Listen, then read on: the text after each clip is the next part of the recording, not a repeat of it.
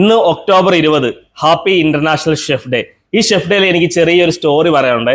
കാരണം എന്ന് വെച്ചാൽ ഞാൻ +1 +2 കഴിഞ്ഞു പോയ സമയത്ത് അടുത്തത് എന്ത് കോഴ്സ് എടുക്കുന്ന ഒരു ചിന്തയായിരുന്നു. അങ്ങനെയാണ് ഞാൻ ഹോട്ടൽ മാനേജ്മെന്റ് എന്നൊരു കോഴ്സ് തിരഞ്ഞെടുത്തത്. കാരണം ഈ ഒരു കോഴ്സ് തിരഞ്ഞെടുത്തപ്പോൾ എന്നെ ഒരുപാട് കളിയാക്കലുകളും എന്റെ സുഹൃത്തുക്കളായിക്കോട്ടെ ബന്ധുക്കളായിക്കോട്ടെ ഭയങ്കര കളിയാക്കലായിരുന്നു കേട്ടോ. നീ എന്താ കഞ്ഞിയും പയറും വെക്കാൻ പോവുകയാണോ, അല്ലെങ്കിൽ വേറെ നല്ല കോഴ്സ് കിട്ടിയില്ല, എന്തിനാണ് നീ ഒരു ഫീൽഡ് തിരഞ്ഞെടുത്തതെന്നൊക്കെ പറഞ്ഞിട്ട് ഞാൻ അന്നും പെട്ടെന്നൊരു ജോലി എന്നൊരു രീതിയിലാണ് ഞാൻ എന്നെ തിരഞ്ഞെടുത്തത്. കാരണം ഒരു പാഷനും കൊണ്ടല്ല ഞാൻ ഈ ഒരു ജോബ് തിരഞ്ഞെടുത്തത്, പെട്ടെന്നൊരു ജോലി അങ്ങനെയാണ് ഞാൻ തിരഞ്ഞെടുത്തത്. പക്ഷേ ഈ ഒരു ജോബിലേക്ക് വന്നപ്പോൾ എനിക്ക് ഭയങ്കര ഒരു പാഷനായി ഈ ഒരു ജോബിന്റെ കൂടെ.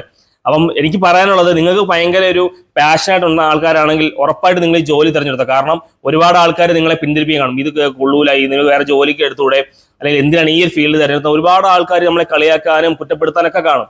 പക്ഷേ ഈ കളിയാക്കുന്ന ആൾക്കാരും കുറ്റപ്പെടുത്തുന്ന ആൾക്കാരും ഇപ്പൊ ഏത് സ്റ്റാൻഡിൽ നിൽക്കുന്നു? എന്നെ അന്ന് കളിയാക്കലുകൾ കേട്ട് ഞാൻ പിന്തിരിഞ്ഞെങ്കിൽ ഒരിക്കലും ഞാൻ ഇപ്പം ഈ ഒരു സ്റ്റാൻഡിൽ അല്ലെങ്കിൽ ഈ ഒരു ലെവലിൽ ഒരിക്കലും ഞാൻ നിൽക്കില്ല. അപ്പൊ എനിക്ക് നിങ്ങളത് പറയാനുള്ളത്, നിങ്ങൾ ഇതിനെ ഒരു ജോലിയായിട്ട് മാത്രം കാണരുത്, ഒരു പാഷനായിട്ട് കാണുക. നിങ്ങൾ ജോലിയായിട്ട് കാണുമ്പോഴാണ് ഇതിനെ ഒരു ഭയങ്കര നിങ്ങൾക്ക് ഒരു ബുദ്ധിമുട്ടുള്ള ഒരു ഇതൊക്കെയായിട്ട് നിങ്ങൾക്ക് തോന്നുന്നത്. അപ്പൊ നിങ്ങൾ എന്ത് പ്രൊഫഷൻ ചൂസ് ചെയ്താലും അതിനെ ഒരു പാഷനായിട്ട് മാത്രം കൊണ്ട് മുന്നോട്ട് പോവുക. അല്ലാതെ പറയുന്ന ഒരുപാട് കളിയാക്കുന്ന ആൾക്കാരെല്ലാം കളിയായിക്കൊണ്ടേയിരിക്കും. പിന്നെ നമ്മുടെ ആദ്യത്തെ കുറച്ച് നാൾ നല്ല സ്ട്രഗിളിങ് എന്തായാലും കാണും. അത് ഈ ജോബിനല്ല, എന്ത് ജോബിനായാലും അതിൻ്റെതായ സ്ട്രഗിളിങ് കാണും. ഈ സ്ട്രഗിളിങ് കഴിഞ്ഞ് നിങ്ങൾ പിടിച്ചു നിന്നാൽ ഇതേപോലെ ബെസ്റ്റ് ആയിട്ടുള്ള ഒരു ജോബ് വേറെ കിട്ടില്ല എന്നാണ് എൻ്റെ ഒരു വിശ്വാസം. കാരണം നമുക്കൊരു എവിടെ പോയാലും ഭക്ഷണത്തിലായാലും നമുക്ക് പട്ടിണി കിടക്കേണ്ടി വരില്ല.